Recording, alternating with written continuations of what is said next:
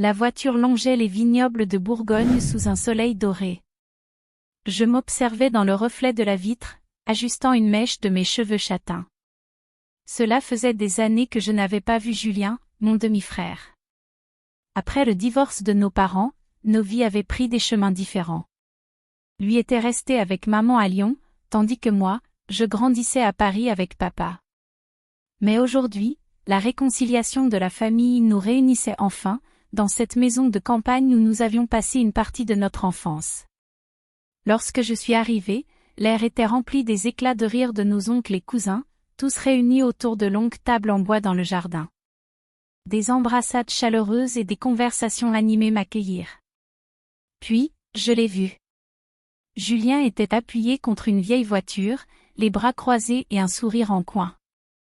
Il avait changé.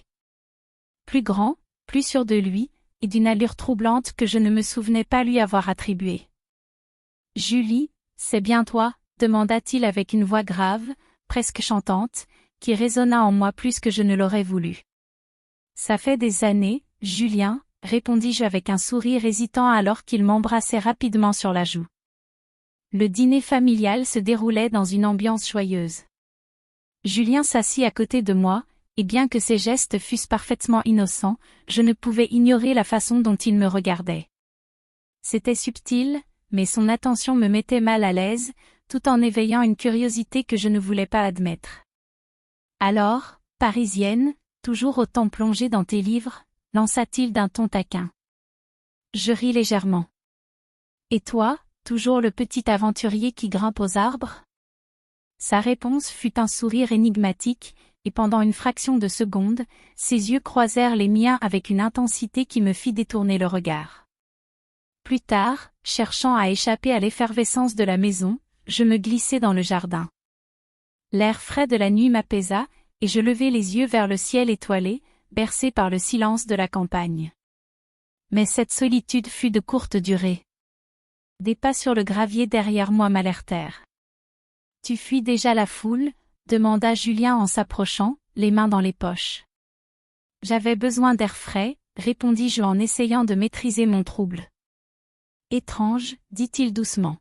« Je t'ai toujours imaginé aimer être entouré. » Un silence s'installa entre nous, seulement brisé par le chant lointain d'un grillon.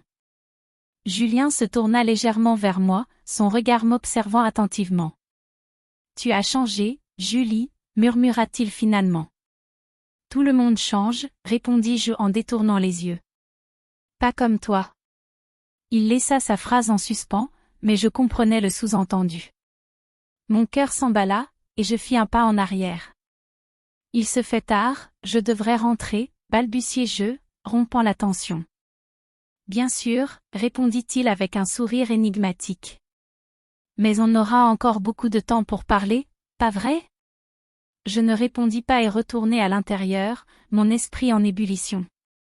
Les jours suivants dans la maison familiale furent marqués par des repas animés, des discussions interminables et des balades au cœur des vignes. Mais malgré l'apparente légèreté, une tension invisible ne cessait de croître entre Julien et moi. Chaque fois que je croisais son regard, je sentais mon cœur s'emballer, et ses remarques, bien que banales en apparence, semblaient chargées de sous-entendus. Un matin, alors que toute la famille se préparait pour une promenade jusqu'au lac, je prétextai être fatiguée et restai à la maison. Je voulais un moment seul, loin de cette atmosphère lourde que je ne parvenais pas à définir. J'attrapai un livre et m'installai dans le salon, espérant trouver refuge dans la lecture. Mais ma solitude fut de courte durée. Quelques minutes plus tard, j'entendis des pas dans le couloir. En levant les yeux, je vis Julien appuyé contre l'encadrement de la porte, son sourire désinvolte plaqué sur son visage. « Tu ne viens pas ?» demanda-t-il d'un ton léger, mais son regard disait autre chose. « Je préfère rester ici. »« Je suis fatigué, » répondis-je, tentant de masquer mon trouble. « Alors je reste aussi, » dit-il, sans attendre ma réponse, avant de s'asseoir sur le canapé en face de moi. Le silence entre nous était presque palpable. J'essayais de me concentrer sur mon livre, mais sa présence accapara mes pensées. Enfin, il brisa le silence. « Tu es toujours aussi sérieuse ?» demanda-t-il avec un sourire en coin. Je relevai les yeux, cherchant à garder mon calme. Peut-être que tu ne faisais pas attention avant. Oh, j'ai fait attention, murmura-t-il, son ton plus grave. Mais tu as changé, bien plus que je ne l'imaginais. Son regard s'intensifia, et je sentis mes joues s'empourprer. Je détournai les yeux, troublé par l'intimité de ses paroles. Plus tard dans la journée, après avoir échappé à une autre de ses remarques, je décidai de m'occuper dans le jardin. Je portais une robe légère en lin blanc, idéale pour le temps chaud, et je m'agenouillai pour désherber les parterres de fleurs. Julien apparut à nouveau, comme attiré par ma solitude. Il s'approcha, les mains dans les poches, observant mes gestes. « Besoin d'un coup de main ?» demanda-t-il avec un sourire. « Non, merci », répondis-je rapidement, espérant qu'il partirait. Mais il s'assit à côté de moi, prenant une poignée de terre entre ses doigts. « Tu sais, tu n'as pas besoin de te cacher ici. »« Je ne me cache pas, » répliquai-je, bien que ma voix manquât de conviction. Il se pencha légèrement vers moi, ses yeux cherchant les miens.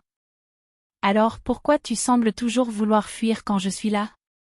Ce soir-là, cherchant à échapper à l'agitation de la maison, je montai à la bibliothèque. Cet endroit m'avait toujours rassuré quand j'étais enfant, et je pensais qu'il pourrait encore m'apporter un peu de répit. Je parcourais les étagères, effleurant du bout des doigts les reliures en cuir, quand la porte s'ouvrit doucement derrière moi. « Tu aimes vraiment te cacher, hein ?» La voix de Julien brisa le silence. Je me retournai vivement, sentant ma gorge se nouer. « Julien, tu ne devrais pas être ici. » Il s'approcha lentement, fermant la porte derrière lui. « Et toi, Julie, pourquoi es-tu toujours là où je peux te trouver ?» Mon cœur battait à tout rompre. « Je voulais juste un peu de tranquillité, » balbutiai-je. Julien réduisit lentement la distance entre nous. « Pourquoi luttes-tu autant contre ce qui est évident ?» demanda-t-il doucement, son ton grave et chargé d'émotion. « Parce que, c'est mal, » murmurai-je, reculant jusqu'à sentir la solidité de l'étagère dans mon dos. Il posa délicatement une main sur la rangée de livres, me cernant de son autre main. « Mal pour qui ? Pour des gens qui ne comprendraient jamais ce qu'on ressent ? » Son visage était si près du mien que je pouvais sentir la chaleur de son souffle. Mon esprit criait de s'éloigner, mais mon corps refusait de bouger. « Julien !» balbutiai-je, mais avant que je ne puisse finir ma phrase, il posa doucement sa main sur ma joue. « Dis-moi que tu ne ressens rien, et je te laisserai tranquille, » murmura-t-il. Je voulus répondre, mais les mots restèrent coincés dans ma gorge. Avant que je ne puisse réagir, il se pencha lentement et déposa un baiser léger sur mes lèvres, comme une question silencieuse. Le lendemain matin, je me réveillai avec un poids sur la poitrine. Mes pensées tournaient en boucle autour de ce qui s'était passé la veille à la bibliothèque. Le baiser de Julien, bien que furtif, avait bouleversé tout mon équilibre. Je savais que je devais tracer une ligne claire entre nous, mais chaque fois que je croisais son regard, mes résolutions vacillaient. Au petit déjeuner, Julien semblait parfaitement à l'aise, riant avec nos cousins et plaisantant avec nos oncles. Moi, en revanche, je pouvais à peine avaler une bouchée. Chaque fois que ses yeux croisaient les miens, je sentais mon cœur battre plus vite. « Tout va bien, Julie ? Tu es bien silencieuse ce matin ?» demanda ma tante, avec une pointe de curiosité. « Oui, tout va bien, » mentis-je, esquissant un sourire maladroit. Pour tenter de me changer les idées, je décidai de rejoindre la famille pour une excursion au lac. J'enfilai une robe légère et des sandales, espérant que la nature et la fraîcheur de l'eau m'apporteraient un peu de répit. À mon arrivée au bord du lac, Julien était déjà là, debout sur un ponton, ses bras croisés, regardant l'horizon.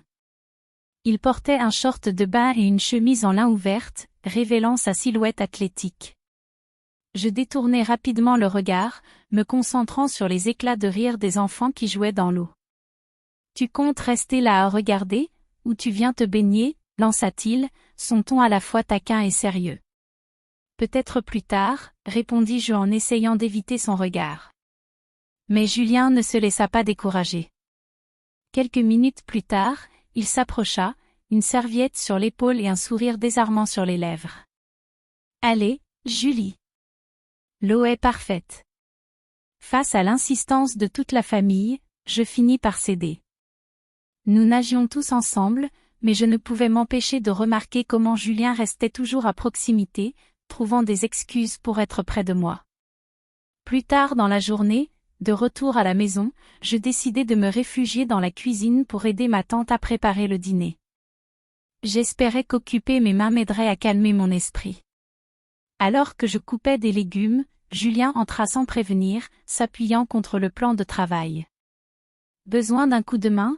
demanda-t-il, son ton léger mais son regard sérieux. « Non, c'est bon, merci », répondis-je, sans lever les yeux. Il s'approcha malgré tout, prenant un couteau et commençant à couper des tomates à mes côtés. « Tu sais, Julie » commença-t-il, sa voix plus basse. « Ce qui s'est passé hier. » « Julien, arrête » l'interrompis-je, mon ton plus sec que je ne l'avais voulu. Il posa le couteau et tourna son regard vers moi. « Pourquoi tu as autant peur de ce que tu ressens ?» Je laissai tomber la cuillère que je tenais, le bruit résonnant dans le silence de la cuisine. Mon cœur battait à tout rompre.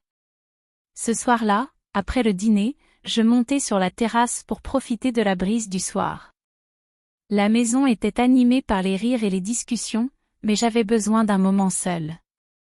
Julien ne tarda pas à me rejoindre, un verre de vin à la main. Il s'assit à côté de moi, et pendant un moment, nous restâmes en silence, regardant les étoiles. « Julie, je sais que tout ça te semble fou, » dit-il enfin, sa voix douce. « Parce que ça l'est, » murmurai-je, les yeux fixés sur le ciel. « Peut-être, » admit-il, mais je n'ai jamais ressenti ça avant. Je tournai la tête vers lui, surprise par la sincérité dans sa voix. « Julien. » Commençai-je, mais il posa doucement sa main sur la mienne, interrompant mes paroles.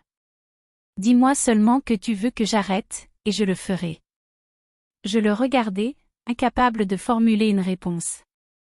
Les mots restèrent coincés dans ma gorge, et avant que je ne puisse réagir, il se pencha et m'embrassa à nouveau. Le lendemain matin, l'ambiance dans la maison était plus légère pour tout le monde, sauf pour moi. Je faisais de mon mieux pour me fondre dans la foule familiale, mais mon esprit était ailleurs. Julien semblait, quant à lui, parfaitement à l'aise, se mêlant aux conversations et riant avec nos cousins. Pourtant, chaque fois que nos regards se croisaient, je sentais une chaleur monter en moi. Après le petit déjeuner, ma tante proposa de faire une promenade jusqu'à une petite chapelle au sommet d'une colline proche. Tout le monde accepta avec enthousiasme, mais je trouvai une excuse pour rester en arrière. J'avais besoin de temps seul pour réfléchir. Lorsque tout le monde partit, le silence dans la maison était presque apaisant. J'en profitai pour me rendre dans la bibliothèque, espérant que le calme et l'odeur familière des livres anciens m'aideraient à remettre mes pensées en ordre. Je portais une robe légère couleur crème, et mes cheveux étaient relevés en un chignon désordonné. J'étais plongé dans un livre lorsque la porte de la bibliothèque s'ouvrit doucement. Mon cœur se serra. Julien entra, son regard fixé sur moi, et ferma la porte derrière lui. « Tu trouves toujours les meilleurs endroits pour te cacher » dit-il avec un sourire en coin. « Julien, tu ne devrais pas être là » répondis-je, ma voix plus faible que je ne l'aurais voulu. « Peut-être, » dit-il en s'approchant lentement, « mais je ne peux pas m'en empêcher. » Il s'arrêta juste devant moi, si proche que je pouvais sentir son parfum boisé. Mon cœur battait à tout rompre, et je savais que je devais mettre un terme à cette situation. « Julien, on ne peut pas continuer comme ça » murmurai-je en baissant les yeux. Il se pencha légèrement, son regard brûlant fixé sur moi. « Pourquoi ? Parce que c'est mal, ou parce que ça te fait peur ?» Je relevai les yeux pour le fixer, mes émotions partagées entre colère et confusion. Les deux, avouai-je, presque dans un souffle. Il posa doucement sa main sur ma joue, son geste à la fois tendre et électrisant. « Dis-moi de partir, Julie. Si tu veux que j'arrête, je le ferai. » Mais les mots ne vinrent pas. Au lieu de cela, je restai figé, incapable de briser ce moment. Julien se pencha davantage, ses lèvres effleurant les miennes dans un baiser lent, presque hésitant, mais chargé d'une intensité qui me laissa sans voix. Le son de la porte d'entrée qui claquait nous ramena brusquement à la réalité.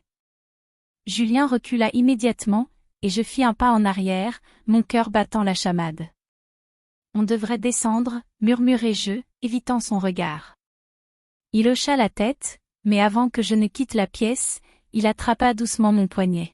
« Julie, ça ne changera rien à ce que je ressens, » dit-il d'une voix basse. Je retirai lentement ma main de la sienne, incapable de répondre, et sortis rapidement de la bibliothèque. Le soir, la maison était à nouveau pleine de vie. Tout le monde se retrouvait autour d'un grand dîner, échangeant des histoires et riant aux éclats. Mais malgré l'atmosphère joyeuse, je sentais le poids de la tension entre Julien et moi. Il s'assit en face de moi, et bien que nous évitions de nous regarder, je pouvais sentir sa présence comme une force magnétique. À plusieurs reprises, je surpris nos cousins lancer des regards curieux, comme s'ils percevaient quelque chose. « Vous avez passé beaucoup de temps ensemble ces derniers jours », lança mon cousin Pierre avec un sourire malicieux. « Rien de bien passionnant », répondit Julien avec une désinvolture apparente, mais je remarquai l'étincelle amusée dans ses yeux. Je baissai la tête, espérant que personne ne remarquerait le rouge qui me montait aux joues. Plus tard dans la soirée, je montai dans ma chambre, espérant enfin trouver un peu de tranquillité. Mais à peine avais-je fermé la porte que j'entendis des pas dans le couloir. Julien. Il frappa doucement, et avant que je ne puisse répondre, entra dans la pièce. « Julien, tu ne peux pas être ici, » murmurai-je, ma voix tremblante. « Je devais te parler, » dit-il, refermant doucement la porte derrière lui. Il s'approcha, et je me retrouvai de nouveau coincé entre lui et le mur. « Julie, arrête de te battre contre ça. Tu sais que c'est plus fort que nous. »« Ce n'est pas juste, Julien, » rétorquai-je, les larmes aux yeux. Il posa sa main sur ma joue, essuyant doucement une larme qui coulait. « Peut-être pas. Mais ce que je ressens est réel. » Avant que je ne puisse répondre, il se pencha et m'embrassa une dernière fois, un baiser profond et désespéré, comme s'il savait que c'était notre dernier moment ensemble. La maison de campagne s'éveillait sous les premiers rayons de soleil, mais je n'avais pas dormi. La veille au soir, le baiser de Julien dans ma chambre continuait de résonner en moi. Je savais que ce que nous avions partagé ne pouvait pas continuer, mais une partie de moi ne voulait pas y mettre fin. Je descendis prendre un café, espérant que la routine matinale m'aiderait à calmer mes pensées. À ma grande surprise, Julien était déjà là, assis à la table avec un journal, une tasse de café devant lui. « Bonjour, Julie, » dit-il calmement, levant les yeux vers moi. Son ton était neutre, presque distant, mais son regard me rappelait tout ce qui s'était passé. La matinée se déroula dans un silence tendu.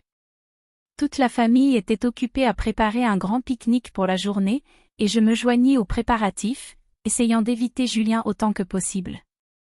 Mais ses regards furtifs et les légers frôlements accidentels me rappelaient constamment sa présence. Il semblait vouloir me parler, mais chaque fois que je croisais son regard, je détournais les yeux, incapable d'affronter ce que nous devions régler. Le pique-nique se déroula au bord d'une rivière, dans un cadre idyllique. La famille était joyeuse, les rires des enfants résonnaient, et les adultes échangeaient des anecdotes sous les grands arbres. À un moment donné, je m'éloignai du groupe pour me promener le long de l'eau. Le bruit de la rivière et le chant des oiseaux me calmaient, mais pas suffisamment pour chasser le poids sur ma poitrine. Julien me rejoignit peu après, comme je l'avais presque prévu. Il s'approcha en silence, marchant à mes côtés. « Julie, on ne peut pas continuer comme ça, » dit-il finalement, brisant le silence. « Je sais, » répondis-je doucement, sans le regarder. « Alors pourquoi c'est si difficile ?» demanda-t-il, sa voix trahissant une émotion qu'il ne montrait pas souvent. Je m'arrêtai, me tournant vers lui. « Parce que ça l'est, Julien. Nous ne devrions pas ressentir ça. » Il passa une main dans ses cheveux, visiblement frustré. « Et si ce que nous ressentons était tout ce qui comptait ? » La soirée fut calme, presque solennelle. La famille semblait fatiguée après la journée au bord de la rivière, et chacun se retira tôt. Je montai dans ma chambre, décidé à parler à Julien une dernière fois. Je savais que cette discussion était inévitable. Quelques minutes plus tard, j'entendis des pas dans le couloir. Il frappa doucement, et cette fois, je lui permis d'entrer. « Julien, je voulais te parler », commençai-je, mais il me coupa. « Julie, je vais partir demain. » Ces mots me frappèrent comme une gifle. Partir? Où? Revenir à Lyon. Je pense que c'est mieux pour nous deux. Je sentis mon cœur se serrer. Je savais qu'il avait raison, mais entendre ces mots rendait tout plus réel. Il s'approcha doucement, posant une main sur mon bras. « Je ne veux pas que tu penses que je fuis, Julie. Mais rester ici, ça ne fera que compliquer les choses. » Je baissai les yeux, incapable de répondre. Les larmes commençaient à remplir mes yeux, mais je refusais de les laisser couler. Julien posa une main sous mon menton, me forçant à relever les yeux vers lui. « Tu seras toujours importante pour moi, Julie. » Il se pencha et déposa un baiser sur mon front, un geste plein de douceur et de respect, mais qui marquait aussi une fin. Sans un mot de plus, il quitta la pièce, me laissant seule avec mes pensées. Julien partit tôt le matin, avant même que la maison ne s'éveille. Je regardais de la fenêtre sa voiture s'éloigner sur le chemin de campagne, un poids lourd dans ma poitrine. La maison semblait soudainement vide, même avec toute la famille autour. Mais je savais qu'il avait pris la bonne décision. Les jours passèrent, et la maison retrouva son animation habituelle. Mais pour moi, quelque chose avait changé. Julien avait laissé une marque indélébile dans ma vie, et bien que je savais que nous ne pouvions pas être ensemble, je ne pouvais m'empêcher de me demander ce qui aurait pu être. En rangeant ma chambre avant de partir, je trouvai une petite note glissée dans mon livre préféré. « Julie. Peu importe la distance, tu resteras toujours dans mon cœur. Julien. » Ces mots simples suffirent à me faire sourire, même au milieu de la douleur.